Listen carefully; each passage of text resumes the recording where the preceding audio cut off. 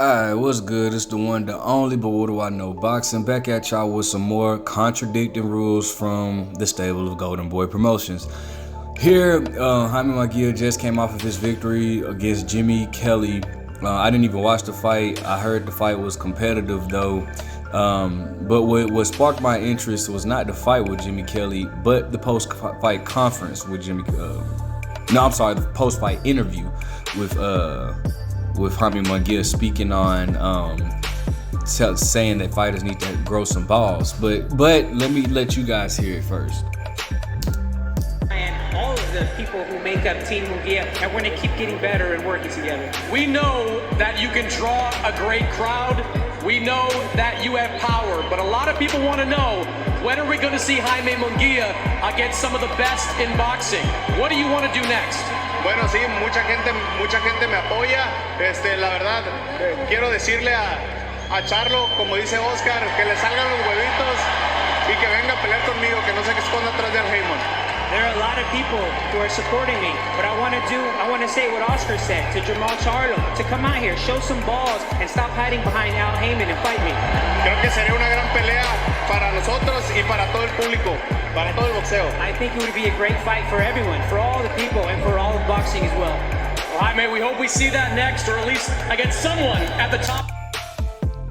Now, where was your cojones when the WBC ordered you to fight Carlos Adams, the guy that just previously beat Sergey Derevyanchenko and showed to be a very good competitor? The WBC was ordering you to fight him for a title eliminator shot against Jamal Charlo. Why did you pull out of that? You pulled out of that fight. That would have been probably would have been the best opponent that you fought in your entire career. Where was your cojones then? Where was your balls then?